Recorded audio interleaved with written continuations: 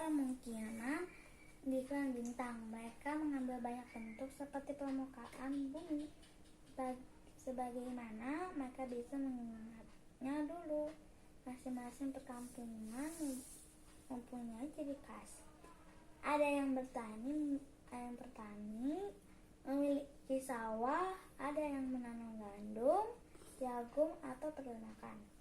Bahkan ada perkampungan khusus yang menjadi tempat wisata liburan musim panas. Ruangan padang kristal yang kalian lewati itu dulu adalah tempat wisata favorit iklan bintang.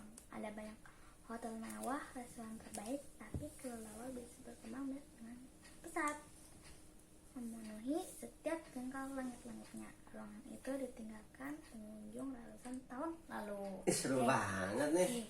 Lagi baca apa, guys? Buku Matahari. Oh, buku Matahari. Coba tapi lihat buku Matahari, guys. Ya, lanjutan yang kemarin ini. Lanjutan yang ke bulan. Iya, habis bulan matahari. Lupa. Belum. Assalamualaikum warahmatullahi wabarakatuh. Bertemu lagi dengan Sakura Motekar Channel. Baiklah ya teman-teman, kali ini Sakura akan membahas tentang novel Terelai yang berjudul Matahari. Panas dong. Nah, Matahari ini diterbitkan oleh GM nih. GM nih penerbitnya GM Gramedia. Pengarangnya Terelai. Tunggu. Pengarang itu apa? Pengarang itu orang yang menciptakan ini buku, orang yang membuat cerita ini buku. Jadi orang yang menulis ini novel, itu namanya pengarang. Kalau Gramedia itu apa? GM-nya ini adalah yang mencetaknya. GM itu ada percetakannya. Nah, kalau Gramedia-nya sendiri adalah toko bukunya. Gitu. Baru tahu ya. Oke.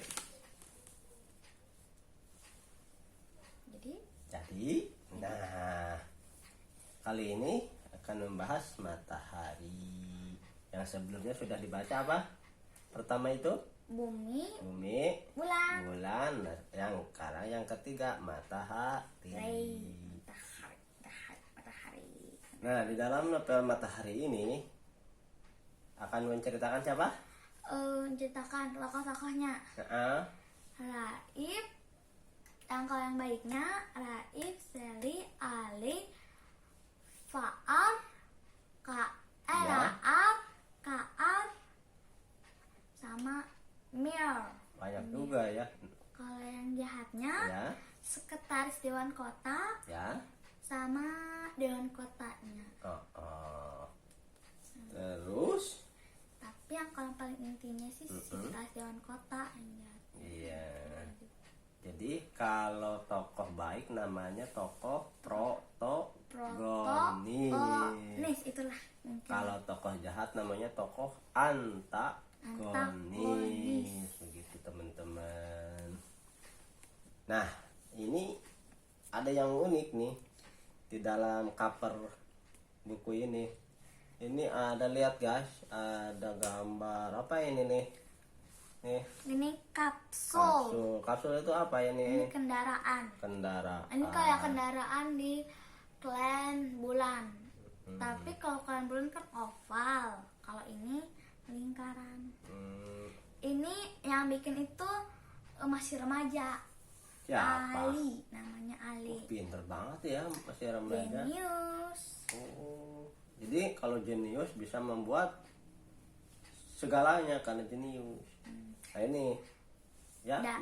Dan apa ya, kalau orang yang bilang udah 3 hari tapi masih teman-temannya masih belum ngerti. Tapi 2 hari lalu pasti si si jenis itu pasti tahu apa yang akan Oh, iya, diceritakan iya, dan iya. apa yang gitu. Nah, kan Iya betul. Nah terus lanjut, ini ada kelelawar nih, kelelawar. Aneh nih ada kelelawar di sini. Gimana nih? kalau kelelawar itu pas petualangan di lorong kuno level kedua. Jadi ada level pertama, kedua, ketiga. Begitu. Terus nih guys, ada gambar ular 2 nih. Serem nih ularnya, hitam nih. Apa ini sebenarnya? Ular awalnya itu ularnya besar, muncul menghalangi untuk masuk ke lorong kuno. Oh, kuno. Iya, iya. Nah, baiklah, untuk lebih jelasnya lagi kita akan mendengarkan langsung ulasan buku ini dari Sakura. Nah, apa namanya?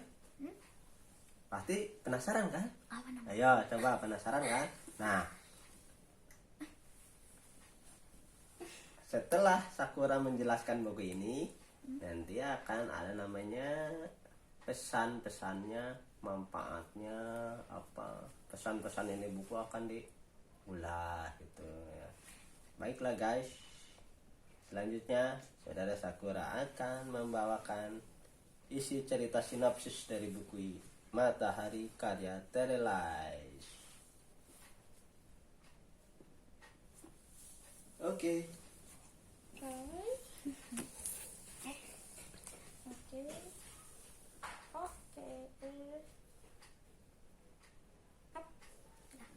Jadi awal mulanya gimana ya? Ya awal banyak ya sehari-hari biasa. Pas sekolah SMA biasa jalan biasa. Nah pokoknya pas main basket lawannya tuh curang. Ali tuh marah kayak beruang ya, ciri-ciri beruang besar. Nah ada kapsul bersinar terang, berwarna kuning terang. Nah Ali pergi set dikejar sama Raib. Kapsul itu dikejar-kejar sama Raib sama Sally. Diserang apapun nggak bisa. Nyampe di rumahnya Ali langsung ke basement. Ya ke basementnya Ali. Langsung ke basementnya Ali. Basement itu apa dah? Basement itu adalah ruangan di bawah tanah, di bawah gedung. Itu. Kayak parkiran motor, ke mall-mall itu namanya basement. Basement. Ada jelasin ini tuh kapsul itu miliknya Ali. Dia buat sendiri karena dia genius. Terus disebut namanya itu Ili, kapsul Ili. Warnanya perak. Nah terus dia itu nyari lorong kuno. Telepon hilang. Seperti biasa. Terus Ali jemput Raib ke rumahnya lewat jendela. Terus Raib masuk ke kapsul langsung ke rumahnya Sally. Dari rumahnya Sally, si Ali jelasin ke mamahnya Sally sama papanya Sally. Jadi dia itu rencananya untuk klan bintang karena dia udah menemukan lorong kunonya itu. Jadi ya rencananya karena pengen pengetahuan ke klan bintang. Intinya mah klan bintang itu di bawah di perut bumi lah. Jadi bilang di perut bumi. Oh jadi posisi klan bintang ini adanya di perut bumi. Kalau kita kan tahunya bintang itu ada di langit ya. Nah, jadi ini klan bintang ini posisinya ada di perut bumi. Sebenarnya dalam cerita ini klan bintang itu maksudnya bisa diketahui, tapi nggak tahu kenapa langsung ke perut bumi, pindah ke perut bumi gitu. Kayak sembunyi gitu ya. Terus kan mamanya saya bilang nggak mungkin berbohong mulu kepada orangnya Raib bahwa dia akan pergi berlibur lah kemana itulah. nggak bisa, nggak mungkin, nggak baik juga kan. Makanya Raib itu memang disuruh untuk memberitahu bahwa dia akan pergi ke klan bintang. Hari-hari berlalu, maksudnya Raib nggak bilang-bilang juga. Hari terakhir itu Raib bilang dia akan pergi ke bintang ke dunia paralel. Nah,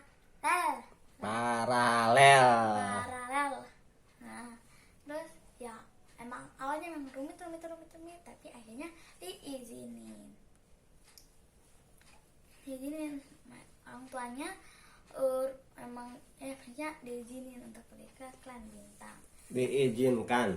Itu. Jadi sebelum mereka berangkat untuk menuju lorong rahasia itu, mereka itu minta izin kepada orang tuanya. Kalau mama saya pasti setuju. Kalau orang tuanya si Ali kan, Ali tuh yang bilang, tapi kayak orang tuanya tuh kayak ketawa, hai. Kalau Raib orang tua angkat ikan bumi. Pokoknya kalau cerita tentang orang tuanya Raib tuh di Selena sama Nebula, jadi nggak bisa dijelasin sekarang nih. Terus mereka dijemput, mereka berdua dijemput sama Ali, langsung naik kapal, terus langsung pergi dari rumahnya Sally. Sampai di titiknya pulau, di situ ada bebatuan yang menghalangi ke lorong kuno.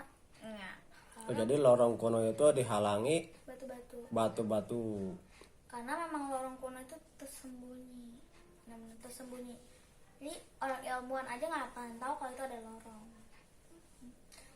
Raib sama Sally turun, ada halangan. Ular besar sekali, lebih dari mereka berdua. Diserang-serang nggak bisa. Akhirnya cahaya terang dari sarung tangannya Sally itu menyinari matanya seluruh ruangan pulau kecil itu. Jadi ular besar itu kayak kesilauan tuh, ada celah kecil untuk mengakannya.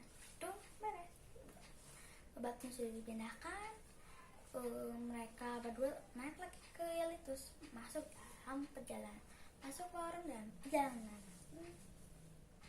sampai di titik lorong level 2. Karena memang kalau di lorong level 2 itu kayak ada hewan-hewan itu ada bangunan-bangunan yang sudah roboh dan tua, dan ada suara desisan ular raksasa. Raib nyuruh Ali dan Sally masuk ke kapsul, tapi terlambat. Ular itu sudah keluar dari tempatnya, keluar memenuhi. Mereka berdua seperti melangkainya. Lebih dari 6 lah, besar-besar raksasa, sama seperti di pulau tadi. Haus. Minum dulu, haus mah.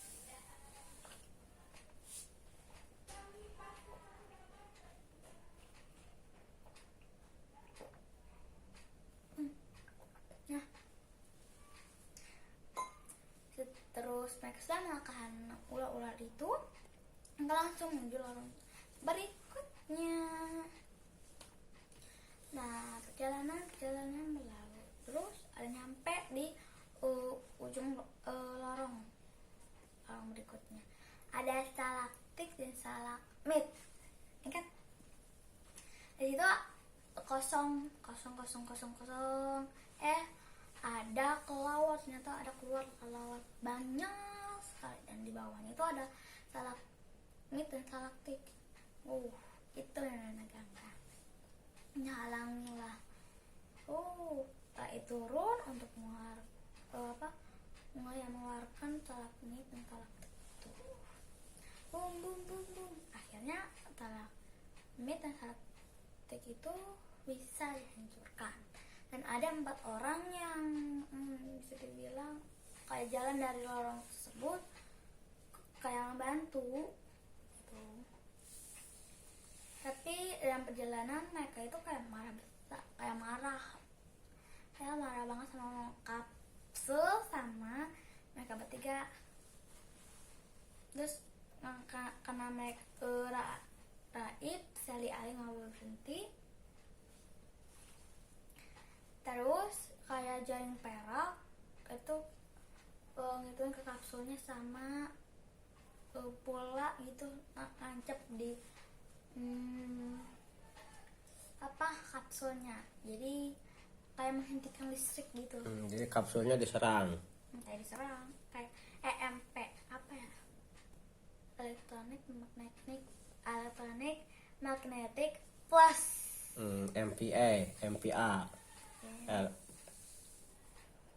Electronic magnetic Plus. Maksudnya apa? Dah lewat. Sampai mereka maksudnya parah. Terus mereka bertiga, Raib, Sally, Ali dibawa ke rumah seseorang, kayaknya ketua suku gitu. Ada tempat. Kalau itu ada perempuan tua namanya. Nah, mereka disuruhkan duduk dan dia mengenal namanya Faah, panggilannya Faah. Dia itu dari klan Bulan, dia tua. Jadi di dalam lorong itu banyak hambatannya. Tapi ternyata hambatan itu bagaimana? Ya hambatannya itu kayak kelawar, saling membantu, dum. Tetapi mereka malah tambah sakti. Tambah kuat. Tambah kuat. Jadi kemampuan mereka terasah. Jadi hambatan dan rintangannya itu malah menjadi tempat latihan mereka. Ceritalah tentang dia, tentang si tante mahkota. Nah, si tante itu sebenarnya ceritanya terlalu panjang ceritakan. Dan bertanya, apakah kalian bertiga itu ada misi atau petualangan tertentu? Apa misi, ada apa hal yang benar-benar ya gitu dah. Kalau JP sampaikan enggak, Ali menggeleng, Raib menggeleng karena memang mereka bertiga itu untuk petualang doang, untuk mencari teknologi baru, klan baru, tempat-tempat baru, sama kawan-kawan baru, teman-teman, keluarga. Mereka disuruh istirahat, terus bangun makan lagi karena di lembah, namanya lembah hijau. Kenapa di lembah hijau? Jadi siklus siang dan malamnya itu bisa diatur. Kalau mau siang, mau pagi, sunset, kalau mau malam. Oh, jadi tergantung keinginan. Kan masyarakat. Terus ada bukan kapsul, tapi kayak paruh burung, moncong burung itu kapsul. Maksudnya kendaraannya itu kayak pesawat terbang. Naiknya Ali pilotnya terbang terus turun. Ada sama juga kendaraan seperti yang moncong burung itu, ada 4 dari atas itu. Terus ada namanya Laksamana Lahar. Lahar itu untuk menjemput mereka bertiga. Hasilnya bukan dijemput tapi disuruh oleh sekretaris Dewan Kota. Jadi ngomong baik-baik tapi sekretaris Dewan Kota ngacaunya. Jadi sekretaris Dewan Kota itu buru-buru untuk mengambil mereka bertiga karena memang Dewan Kota sama sekretaris Dewan Kota itu nggak suka sama pemilik kekuatan. Jadi intinya mereka itu kena karantina lebih dari berapa tahun sampai ya kayak kekuatan mereka tuh hilang. Kalau disebut aman, tapi kan kalau mereka masih nggak bakal mau, no way. sampai benar-benar kekuatan itu aman. Dan terus di bawah mereka Laksamana Alar itu memberikan EMP Ganat lah. Asik untuk listriknya kan kalau ditancap paruh burung itu pasti listriknya kan padam, jadi jatuh mereka punya celah untuk pergi. Nah sebelum itu Laksamana Alar itu memberitahu kalian bertiga cari restoran Ladadel, cari sang hantu. Sudah sampai di restoran Ladadel dan sama pegawai perempuan dibawa ke ruangan ada dapur mengatakan ruangan benar senyap gelap terang. Terus ada keluar dari perapian, kalau nggak salah perapian itu sang hantu, tapi dia sebuah koki, namanya itu Kear. Jadi memang sang hantu itu adalah sebuah koki yang memiliki kekuatannya itu ya sama kalian matahari, listrik sama kinetik. Yang jadi masakan yang membuat enak itu dari listrik petir itu.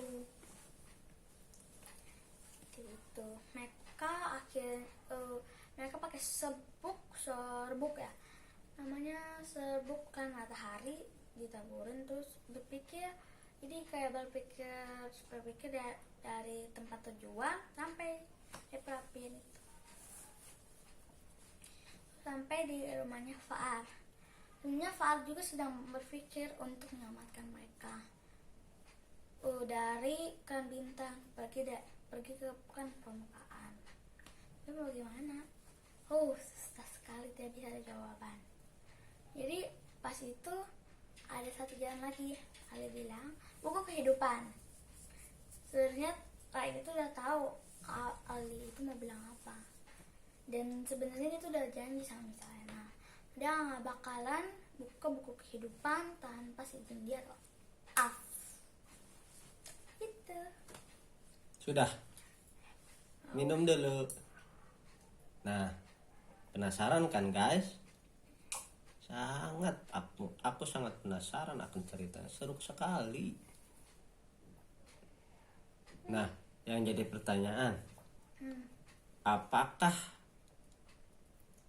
klan bintang ini yang di bawah tanah ini dapat ditemukan? dapat, kalau dari cerita ini Dapat ditemukan. tapi cuma mereka bertiga doang. Siapa saja yang bisa menemukannya?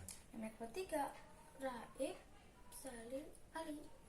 Mereka bertiga yang menemukan, tapi memang yang lain juga pasti akan menemukannya. Yang itu kan kayak di Klan Bulan, Selena, Panglima Tox, Ted,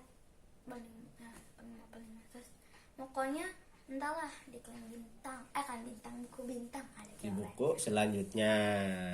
Jadi proses untuk menemukan klan bintang itu yang ada di bawah matahari itu perjalanannya sangat